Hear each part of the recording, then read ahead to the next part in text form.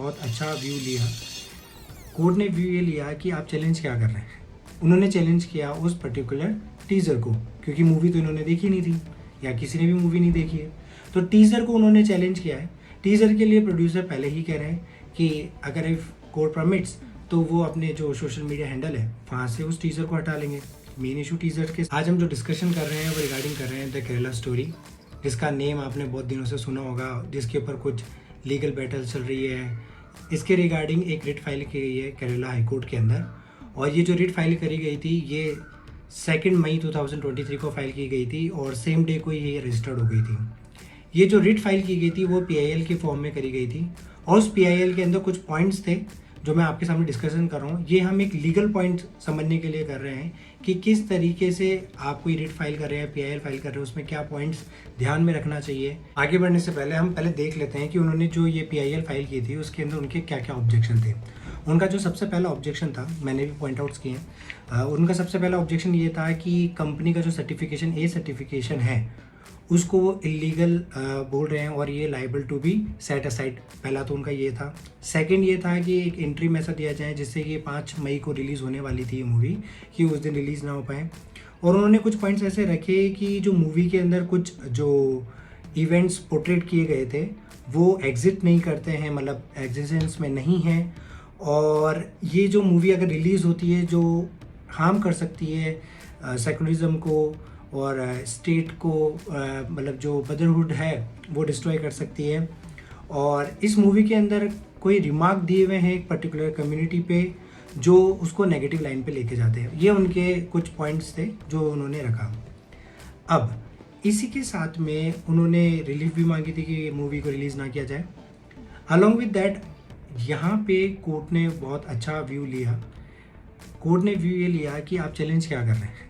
उन्होंने चैलेंज किया उस पर्टिकुलर टीज़र को, क्योंकि मूवी तो इन्होंने देखी नहीं थी या किसी ने भी मूवी नहीं देखी है, तो टीज़र को उन्होंने चैलेंज किया है। टीज़र के लिए प्रोड्यूसर पहले ही कह रहे हैं कि अगर इफ़ कोर्ट परमिट्स तो वो अपने जो सोशल मीडिया हैंडल है वहाँ से उस टीज़र को हटा लेंगे। मेन इशू टीज़र के अलॉन्ग विद दैट कोई भी मूवी आती है तो उसको एक सर्टिफिकेशन लेना पड़ता है CBFC से। वो जो मूवी है उसने वो सर्टिफिकेशन ले रखा है। इट मीन्स कोई अगर पर्टिकुलर एक्सपर्ट है किसी पर्टिकुलर चीज़ में, जैसे आपके यहाँ पे कोई सर्टिफिकेशन होता है कि लेट सपोज आप कोई GST रजिस्ट्रेशन कराते हैं, कुछ भी कराते हैं, जो उसकी कंपिटेंट अथॉरिटी आपको सर्टिफिकेट देती है, इट मीन्स उन्होंने सब कुछ एनालाइज किया तभी आपको दिया है। वैसा ही उन्होंने एक ग्राउंड यहाँ पे भी था रेस्पोंडेंट की साइड से कि CBFC का सर्टिफिकेट है, पहले ही सब कुछ एग्जामिन किया गया है। अगर ऐसा कुछ होता तो CBFC इनको लाइसेंस प्रोवाइड नहीं कराती, ये मूवी नहीं लेके आ सकते थे। साथ ही साथ में इसके अंदर ऐसा कुछ है नहीं जो एक पर्टिकुलर कम्युनिटी को कोई पॉइंट आउट कर रहा है। ये उनके रेस्पोंडेंट्स के सबमिशंस थे। इन सबको सुनने के बाद में कोर्ट ने कुछ बातें कही, वो मैं पॉइंट टू पॉइंट आपको बता रहा हूँ। ये सारे पॉइंट्स ऑर्डर्स में हैं, मेरी साइड से कोई इनपुट नहीं है इनमें। ये मैं जो भी लाइन्स बोल रहा हूँ ये सब ऑर्डर के अंदर थी, उन्हीं का मैं एक समरी आपके लिए लेके आया। सबसे पहले कोर्ट ने इंक्लाइन किया कि इंट्रीम हम तो कोई देंगे नहीं regarding for the release of the movie, क्योंकि ग्राउंड ये था कि जो टीज़र था इस पर्टिकुलर मूवी का वो रिलीज़ हुआ था नवंबर 2022 को, और आप कहने का मतलब पिटिशनर को कोर्ट ऐसे बोलता है कि आप 2 मई को आते हैं इसको बैन करने के लिए मूवी को, जिसकी रिलीज़ हो रही है 5 मई को। तो आप इतने टाइम पीरियड तक कहाँ थे, आपने कोई ऑब्जेक्शन क्यों नहीं उठाया?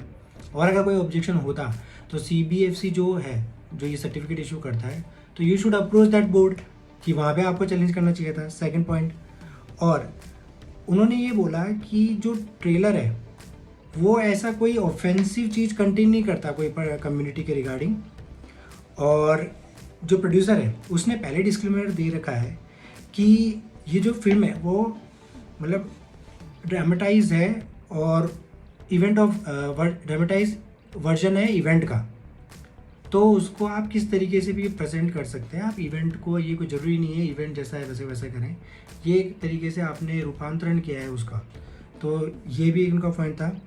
और जो फिल्म है वो कोई एक्यूरेसी क्लेम नहीं करती है, ये फिल्म के प्रोड्यूसर्स ने इन्होंने सब कुछ कहा है।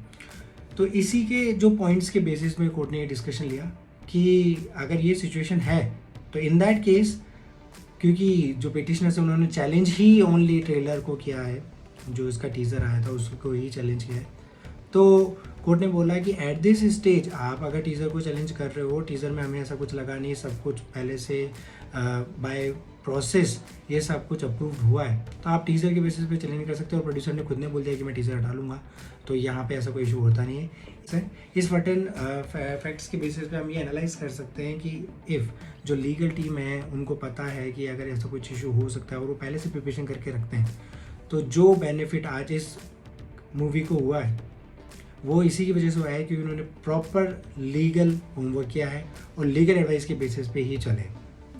तो ऐसे ही कुछ लीगल पॉइंट्स के लिए आप हमारे साथ में टचअप हो सकते हैं।